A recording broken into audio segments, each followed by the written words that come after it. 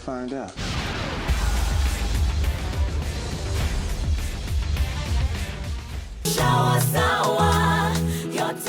Sour Shower has never been better with the new look Sour. Now with a new formulation too that will leave you feeling fresh for longer, while the soap lasts even longer. The Nation Media Group, in partnership with Kenya National Chamber of Commerce and Industry, will hold its first SMEs Conference and Expo on 24th and 25th February 2020 at KICC Savo Ballroom, Nairobi. SMEs will showcase their brands, products and services. Be part of eye-opening conversations with experts and peers. Watch it live on NTV on the 24th of February from 9 a.m.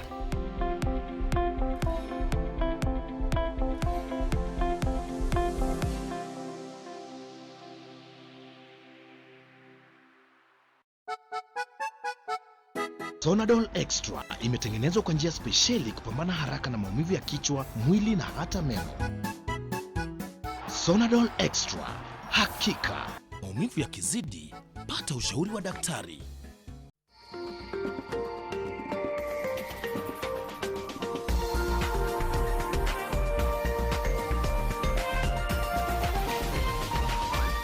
This is NTV.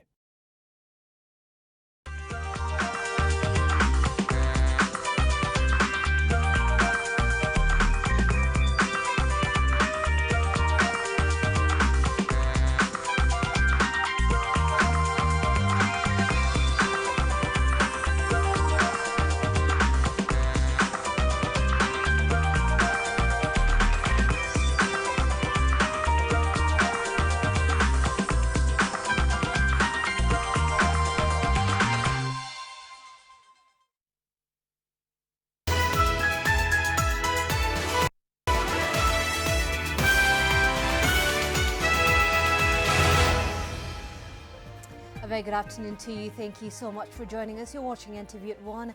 My name is Zainab Ismail. Now, the Building Bridges Initiative train has docked in Garissa County for the region's rally. The meeting, which is being headlined by ODM leader Raila Odinga, has also attracted the attendance of several leaders from the area as well as from other counties. All the leaders from the area have issued their raft of demands and recommendations to the BBI team. And amongst the issues the region wants addressed is the teachers' deployment and the role of the Teacher Service Commission in ensuring the smooth implementation of the education agenda. Let's listen in. All right, and of course our reporter Kennedy Muredi is on standby. We will be joining him in just a moment to give us more details of the rally and some of the issues that have been raised, and of course a way forward on the same. But away from that, the National Youth Bunge Association has raised concern that young people have been left out in the Building Bridges initiative, hence their lack of interest. They stress that the initiative should instead recognize the key role played by the young people when it comes to the nation building. The National Youth Bunge Association is calling out the Building Bridges Initiative report for allegedly failing to capture Kenyan youth's interests. According to the NYBA, young people have been sidelined and excluded from the report and are now calling for reforms. National Youth Bunge Association President Richard Todosia says that they will oppose the initiative if it fails to include and address youth issues. Vijana lazima wakuwe ndani hiyo ya BBI kama itakuwa. Ya pili, tunataka wananchi a benefit zaidi kwa BBI. Tunasema kwamba pesa Nairobi siende zingine counties na zingine siende ward direct. Sisi kama vijana wa taifa la Kenya tumesema tutaunga BBI, lakini katika hiyo BBI kuna maneno kama vijana hatukubaliani nayo.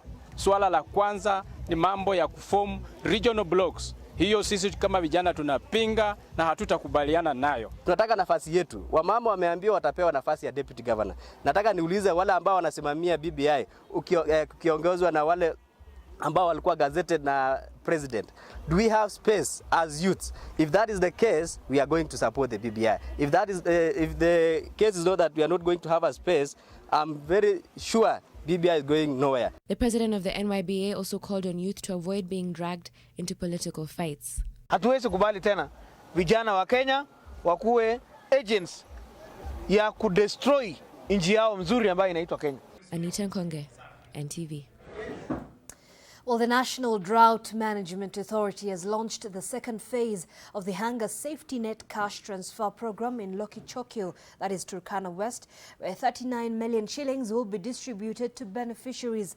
Well, the launch was presided by Mika Pawan, the Principal Secretary for Ministry of Devolution and Planning, where Turkana, Mandera, Wajir and Marsabit counties were set to receive 540 million shillings.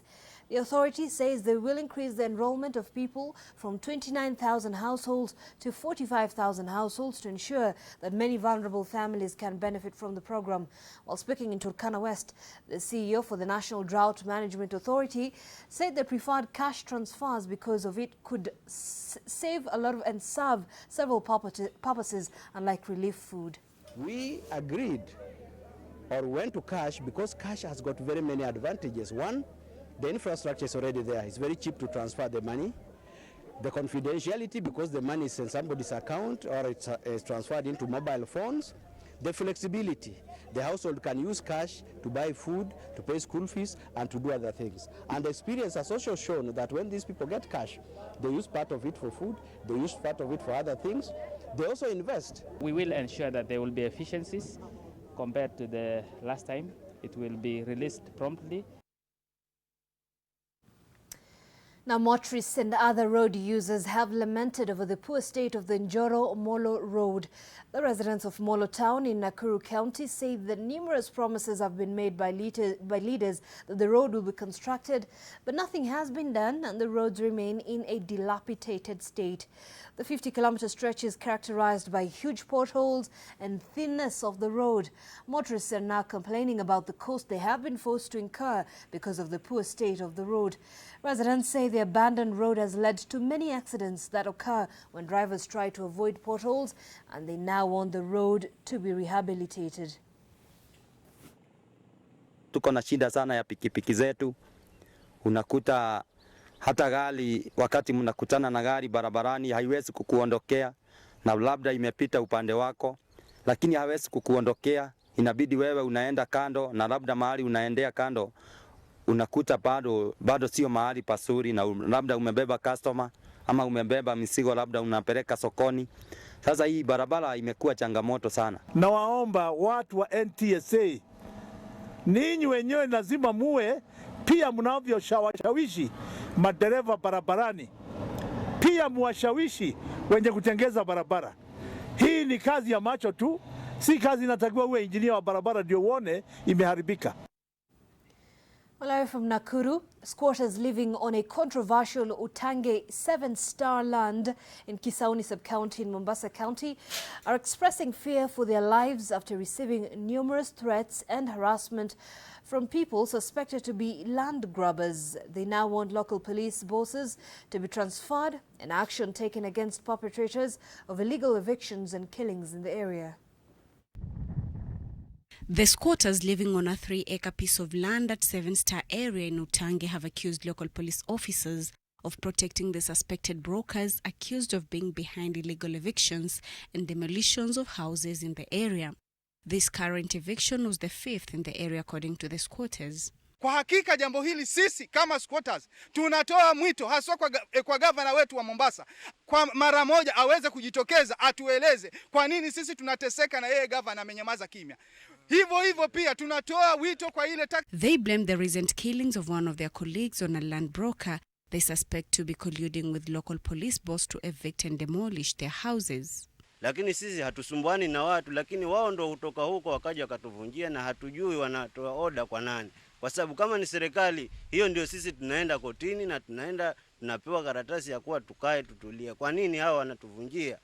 According to them, a private developer who is evicting them from the land is using hired goons under the protection of security officers. On 31st January, the Mombasa High Court issued the status quo order in a case filed by 3 people against the squatters. However, the broker who claimed ownership of the land came with goons led by police officers dangling another court order, claiming that they are allowed to evict the squatters from the land. Halima Gongo, NTV. Well, Kwale Governor Salim Mvurya has dared those plotting to impeach him to move on with their plans, maintaining that he cannot bow down to their demands. While speaking while issuing bursary checks in Nyumbambovu in Msambweni, Mvurya claims that a section of MCAs are working with some politicians in Mombasa to kick him out of office. Kevin Mutai with the details. Kwale leaders, among them Governor Salim Mvurya and his deputy Fatuma Achani, clashed with Kinondo member of County Assembly Hamisi Pweza. Pweza accuses the governor of his government's inability to deliver on projects that would benefit the people. Pweza hinted at a plot to impeach the governor and his deputy. Lazima mimi niseme ukweli. Sisi tunawekeza pesa pale bungeni, watu wapate huduma. Lakini kuna utepetevu kidogo waziri kwa mawaziri. And the storm kicked off with the deputy governor Fatuma Achani slamming the MCA for criticizing her boss in public. Kusaidia kwa wananchi mheshimiwa, si kuja kumsomea gavana mbele yao. Governor Mvurya, who has been seen as a lone ranger and rubbing a section of coastal governors the wrong way, said that the plot to impeach him is the work of his detractors who have been unable to sell their political agenda. He says that the move is being planned in Mombasa. Maneno imefanyika Nairobi ya kina Waititu. Sasa hawa kazi yao wanakunywa chai hapo Mombasa. Huyu Mvurya naye tutafanya namna gani? Mimi sasa si niko straight hapa. Yule ananitaka si mimi niko. Kwa hivyo tusifanye hii maneno ya fitina ya chini. Na mimi nimesema hii si sub county ya Mombasa. Mambo ya Kwale yapangiwe wapi? Kama nyinyi bado mnavuka feri kwenda kutusengenya, sisi tunafanya kazi. Mvurya, who was issuing bursary checks amounting to 7.5 million shillings at Nyumbambovu in Msambweni, also dismissed his critics who had raised questions of integrity over the bursary allocation and implementation of some projects within the county. Mwambie MCA wenu a shape up, afanye kazi. Kuja hapa kutishatisha, kulalamika haitasaidia. Kama ni issue za barabara, ni issue za maji, tuko nazo hapa kwa mkono. The governor, who was elected on a Jubilee ticket and a close ally of Deputy President William Ruto, has in several occasions, especially during public events, boycotted meetings where his 5 coastal governors have been in attendance. He failed to attend the recent BBI rally and planning meetings in Mombasa with his counterparts, saying he was busy implementing development projects for his people. Kevin Mutai, NTV, Mombasa. Now, Nyali Member of Parliament Mohammed Ali has accused a section of ODM leaders of using the Building Bridges Initiative report to advance their political interests. Ali said that the document is creating hate and division among Kenyans, contrary to the wishes of President Uhuru Kenyatta that BBI addresses challenges facing the country. Take a look. BBI kama iongei mambo ya hospitali yako, hiyo ni upuzi. BBI kama iongei kuhusu barabara, hiyo ni ujinga. BBI kama iongei kuhusu kazi kwa maskini, hiyo ni upumbavu. BBI ni muungano wa matapeli. Nauliza hivi, kama BBI kweli ni ya kuwaunganisha Wakenya, kwa nini basi imeshindwa kuunganisha watu watatu? Raila, Uhuru na Ruto. Watu watatu wameshindwa kuungana, wataunganisha hadi mamilioni ya Wakenya. All right, now just going back to our earlier story, of course, like we told you, the Building Bridges Initiative team has docked in Garissa County, of course, for the region's rally. And the meeting, which is being headlined by ODM leader Raila Odinga, has attracted the attendance of several leaders from the area, as well as from the other counties around Garissa. Well, the leaders from the area have issued their raft of demands and recommendations to the BBI team. And among the issues the region wants addressed is the teachers' deployment and the role of the Teacher Service Commission collaboration in ensuring the smooth implementation of the education agenda. And like I said, our reporter Kennedy Mureithi is on standby in Garissa. Very good afternoon, Kennedy. What more details have we been able to gather from the BBI rally that is in Garissa County? A very good afternoon to you, Zainab, Ismail there in Nairobi. And one very concrete answer that has come from the leaders who are in this particular rally, where thousands of people actually turned up for it, is that there is a call that on Wednesday, the TSC, that is the TSC director, that is Nancy Macharia, and some officials from that particular commission be called into Senate so as to discuss what actually is going on with the issue of teachers here in Northeastern. The leaders who have spoken from this particular area are very angered, and some of them are even fingering the government, saying that the government is the one that has not been very keen on education issues with regards to those teachers that come from this area. Another matter that has actually turned up is that the leaders from this specific area are calling on the government to make sure that even those with D pluses and C minuses are adopted or are given an opportunity to study education, so that it is owned by the people of this area.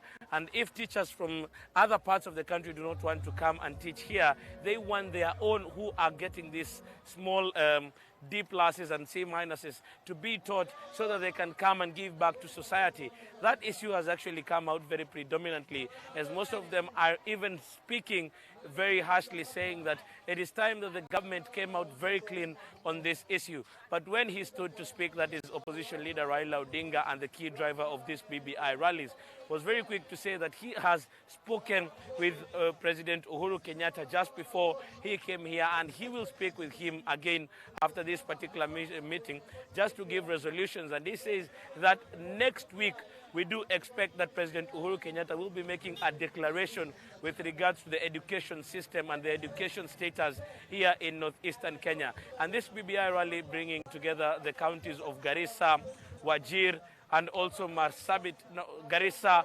Wajir, and they were all speaking in one voice as they also brought out some of the recommendations that they want implemented. And one of them that came from the female leaders is that they want the police force to be transformed into a sector whereby even the women police officers are given an opportunity to wear hijabs so as not to lose the religious theme. And all these things coming from this particular meeting. Another proposal that has actually been hammered so much, including by former member of parliament for Garissa Township, that is former deputy speaker Farah Maalim, saying that they do want a pure parliamentary system to be adopted, as they do not want a prime minister who's given that mantle by the president, as it is going to be abused. All these things coming from this particular area. Another issue that they want also is that they want the KPLC, that is Kenya Power, not to be the monopoly anymore, and another person to be given that mantle, as they have suffered so much. All these issues coming from this particular rally here in Garissa, whereby they do insist that they want to be part of government. It is a government that they have been able to put in place, but they don't want it they do not want what is called in Kiswahili kuwakandamiza. They want everything to go as planned and everything to go so that they can feel part of a government that they want helped put in place. They have also held in high esteem that is the relationship and the handshake between President Uhuru Kenyatta and opposition leader Raila Odinga, saying that that is the future with regards to what this country wants. We also saw the chairperson of the BBI task force, who is also the senator of this particular county here, and when he was given an opportunity to speak, he said that he will pick the recommendations from here and they will discuss them as a task force so that they are able to come up with a common position. The conversations are ongoing, and everybody who is speaking to the fact that teachers is a big issue and they want their students also to learn. Back to you, Zainab, in studio. All right, thank you so much, Kennedy Mureithi there, our senior political affairs reporter. Definitely will be keeping tabs with him to give us more details of that BBI rally in Garissa County, and of course some of those issues that have been raised by the leaders from that region. While away from that, heavily armed police officers stormed Temple Point Resort in Watamu in Kilifi County, evicting a man presumed to be the owner and employees. There has been an ongoing feud between three people believed to have invested invested in the hotel. Residents are scared that the action might negatively affect tourism, as this was the third eviction conducted in the area in such a manner. This is Temple Point Resort Limited and not Salama Beach Hotel. A notice at the main gate of this property that shines a spotlight on the ongoing feud that has been there between its owners. Inside are long faces of employees who are roughed up by a group of heavily armed security personnel who are here to evict a German investor, Hans Langer. The police stormed the resort to execute court orders issued in 2015, allowing a Kenyan and an Italian investor get into the hotel. Swala la Temple Point limekuwa ni donda sugu. Lakini sasa tunashangaa askari kwa nini wana implement court order ya 2015 na wanaacha hii ya 2019 na hii ya 2020 na wanaanza kupiga staffs hapo kwa sababu wanataka kuingia ndani kinguvu, na security officers wanasema sisi hatuwezi kuzungumza na nyinyi mpaka tuongojee mawakili wetu. Tena wametuletea askari wengine, hata na askari jela wanapiga watu kama ambao anapiga umbo. Jameni, Kenya hii kweli tuko huru sisi? Wakati wa leo ambapo kuna mambo ya terrorism yamejaa, ni kwamba sisi tulikuwa hatuwezi tukawafungulia kwa kuwa walikuja kama wavamizi. Na tulipokuwa tukiwahoji, mimi ndio mtu wa kwanza wa kunichukua na kunivuta nje na kunipiga, na wakanisukuma ndani ya gari na wakanikanyaga na mabuti. Inside the resort, no guests are around. The dispute is between Langer, who is fighting for the resort's ownership, with Isaac Rodrot, a Kenyan, and an Italian, Stefano Ocelli. Tena wamekuja na usiku. Hotelini kuna wageni. Wageni wamekuwa scared. Halafu la ajabu wamekuja na order, na kama order ni ya ukweli, kwa nini wasije mapema? Maana pale ni mahali pa utalii. Huu ni wakati ambao tunasema ni high season, watu wetu wanaanza kuvuna. Wageni wamekuwa scared. Hata hivi tunavyoongea, wageni wengine wanatafuta njia za kurudi makwao kwa sababu wanaona kabisa hapa hakuna amani. Mawimbi imefungwa, sahi watoto wetu hawana kazi, mabwana zetu hawana kazi. Sasa kazi ni za bajaji. Uchumi wetu huku ni utalii. Sasa kama watalii watafanywa, yani kama utalii utafanywa hivyo, mjue wazungu ni kama jongo ama utalii ni kama jongo. Likiguswa kidogo tu limejikunja. Sisi tutakimbilia wapi? Residents claim that this is the third resort to have such evictions, and they are concerned that such activities might affect the tourism industry in Watamu, on which many people are dependent. The eviction was led by Malindi Deputy Sub-County Police Commander, who said they were simply executing court orders. Sharon Baranga, NTV. All right, thanks, Sharon. Well, that story there by Sharon will be taking us to a very short break here on NTV at 1. We still have a lot lined up for you, including some sporting action. Stay tuned.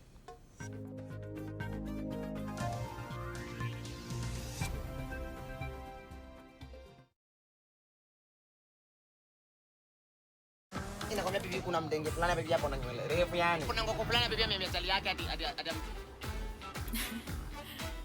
Sasa jamaa ndo nena kutupinya mtu mbao. Mimi nimemjenga dhao, gari ilikuwa salasa, akaniambia nimjenge 17 hapa tena that yangu. The way this position is tiring. Nimechoka. What's that? Ni shosho fulani hapa hivi. Ati shosho. Call for long at 1 shilling 50 cents to all networks. Cartelo. Dial star 544 hash to subscribe. Telkom, moving with you. New Blue Band peanut butter. Made with 100% pure peanuts. And a good source of omega-6. Grow healthy and happy kids with New Blue Band peanut butter. Building tips for general construction should be bought from reliable sources, should not get dry before the specific curing time given for best results, must be kept certified. Exactly 50 kilograms guaranteed in each bag. Adding strength to Kenya's landmarks, power for specialized constructions, cementing the nation's future. Simba Cement, the strength and pride of Kenya. Now also produced in Nakuru and Mombasa. Fit Me Foundation from Maybelline, New York. Fits your unique tone and texture. Blurs pores, stops shine. For your most natural matte.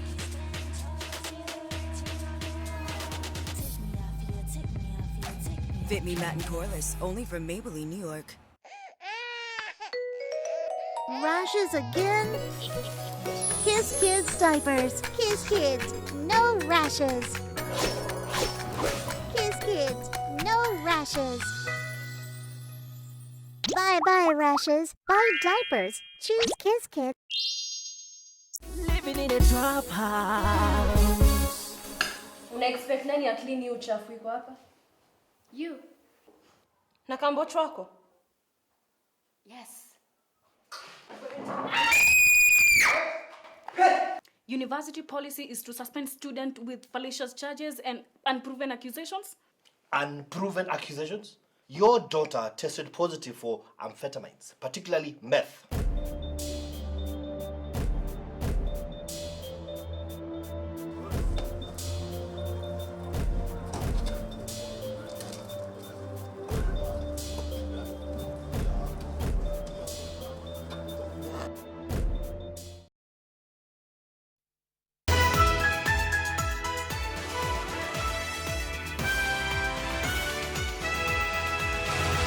Thank you so much for staying with us. You're watching NTV at 1.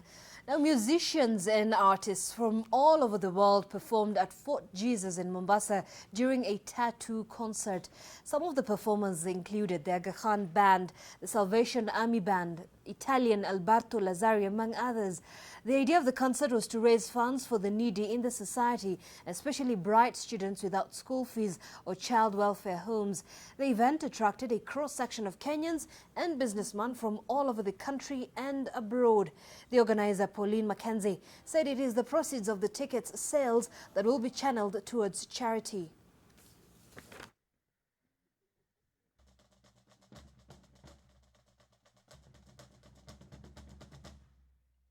It's been a struggle, but suddenly people have bought tickets. You know, I wanted to do 2 nights, but I was not able to sell enough tickets for the 2 nights. I mean, we have people who have come from Vipingo, people come from Nairobi, 84 people have come from Diani Beach, the south coast. So, yeah, the support has been good, but I'm hoping, you know, we can fill 2 days the next time we do it. All right, let's now take a look at stories making headlines in the world of sports, and Ida Waringa is here for that. Ida? Indeed, Zain, such a huge day, night or day depending on your time zone, but in the world of heavyweight boxing, still trending on various social media platforms. What I am talking about is Tyson Fury, who produced a dominant performance to end Deontay Wilder's 5-year reign as World Boxing Council heavyweight champion in 7 thrilling rounds of their Las Vegas rematch. Now, the Brit pummeled his rival in a way that few could honestly have imagined.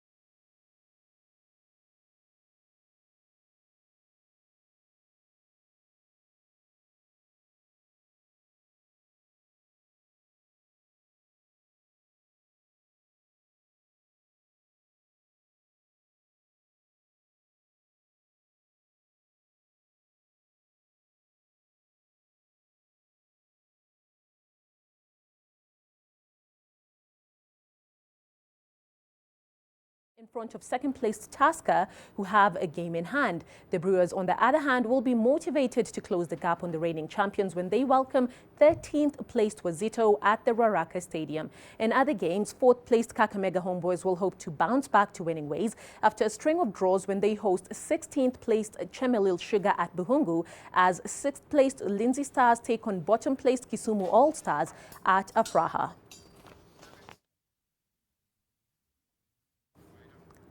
Seventh-placed Manchester United will want to build on the momentum of their 2-0 win over Chelsea when they host Watford in the English Premier League. Now, it will be a mid-table clash in the late kickoff as 11th-placed Arsenal welcome 10th-placed Everton.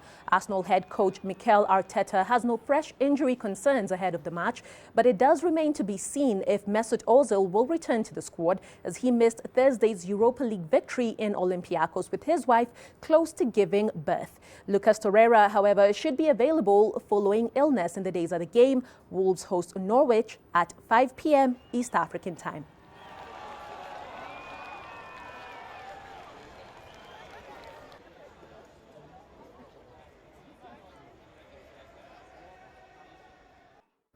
And that does it for sports. Back to you, Zainab. All right, thank you so much, Aida, for that. Well, that brings us to the end of our bulletin this hour. Many thanks for watching.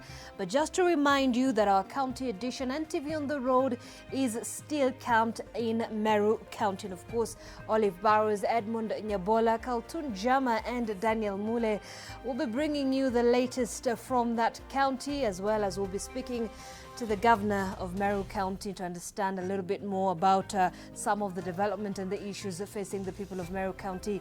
Stay tuned later on for subsequent bulletins. My name is Zainab. Ismail. Have yourself a fantastic afternoon.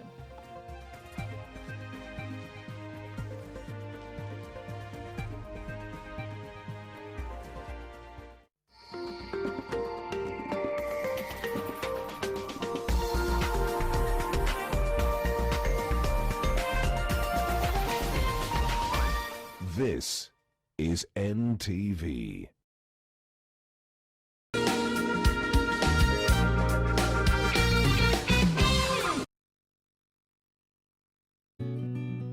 Panadol Extra relieves multiple types of pain. Panadol Extra, now with new Optizorb technology to fight multiple tough pains with 3 times more pain-relieving medicine in the first 30 minutes when you need it most. It feels good, Coca-Cola and food, Monday to Sunday. We are chasing taste. Let's just grab a bite, the excuse to drink Coca-Cola. Every single day. So we feel forever be real, together stay free whatever ends. No, we can't stop, we wanna taste the feeling. Nothing can ever bring us down. Taste the feeling.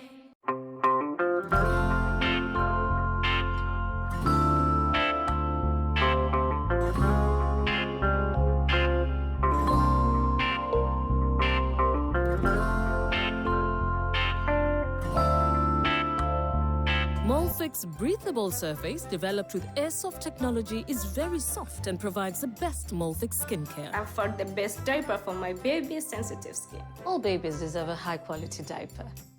You should also try Molfix. I help women find independence by training them in fish farming. It's tough on my back, joints, and can cause headaches. Panadol Extra relieves multiple types of pain. Panadol Extra, now with new Optizorb technology to fight multiple tough pains with 3 times more pain-relieving medicine in the first 30 minutes when you need it most. Seeing them support themselves makes any pain worth it. If symptoms persist, seek medical advice.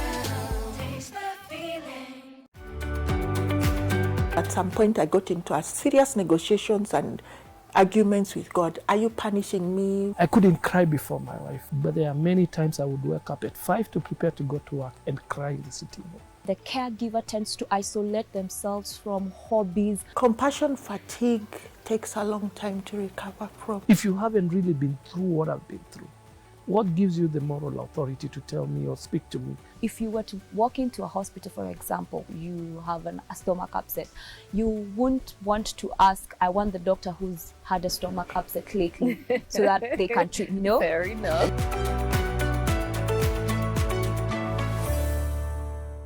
Imagine a cab that's always always on time. Imagine experiencing luxury and class at no extra cost. Introducing the new Prepare Taxi hailing app. Download the app today and experience love at first ride.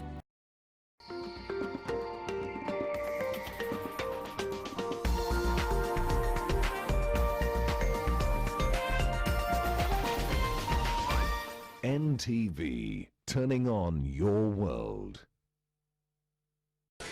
The following program has been rated PG. It may contain scenes unsuitable for children under the age of 10.